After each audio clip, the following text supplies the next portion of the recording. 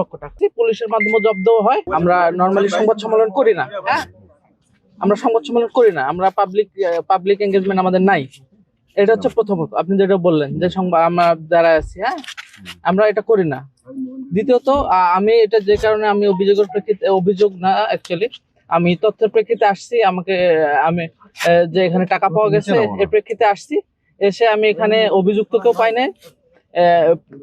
আমি অ্যাকচুয়ালি হচ্ছে দেখবেন আমার ব্যানার লেখা আছে সংক্ষিপ্ত বিচার আদালতের জন্য আমি এম্পাওয়ার্ড।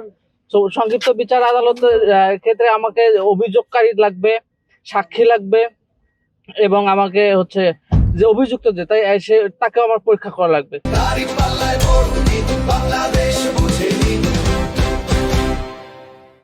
তো আমি এখানে এসে কোনো অভিযোগকারী পাই নাই, কোনো সাক্ষীও পাই নাই, অভিযুক্তকেও আমি ইনফ্যাক্ট পাই নাই।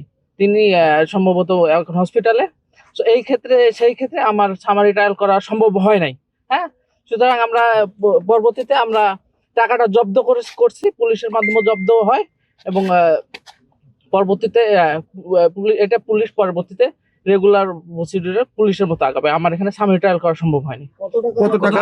আমার যে জুরিসডিকশন ছিল এই জুরিসডিকশনের বাইরে হয়, আমি এখানে কিছু করতে পারি না, শুধু আমার সামনে জব্দ হয়েছে এটুকু। কত টাকা সেটা?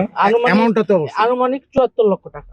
কিন্তু আপনার সাথে একজন সহকারী কমিশনার ভূমি নির্বাহী ম্যাজিস্ট্রেটও আছেন কিন্তু আপনার সাথে। কোথায়? আপনার সাথেই ছিলেন উনি? হ্যাঁ ছিলেন। উনি কোথায়? উনি হচ্ছেন আচ্ছা, এই যে টাকাটা জব্দ হলো, এখন প্রসিডিউরটা কি? এখন প্রসিডিউর হবে, যদি এফআইআর হয় তাহলে তদন্ত হবে পুলিশের মাধ্যমে। পুলিশ এখন এটা দায় পুলিশ বা পুলিশ প্রশাসন বুঝবে। এটা আমার কোনো সংক্ষিপ্ত যে আদালত এটার কার্যকারিতাটা কি? এটার কার্যকারিতা আমি তো ওটা বললাম আগে যে একজন অভিযোগকারী লাগবে। আমি সেখানে আগে প্রথমে অভিযোগকারী খুঁজছি, কেউ অভিযোগ দেয় নাই, কেউ অভিযোগ দিতে রাজি হয় নাই।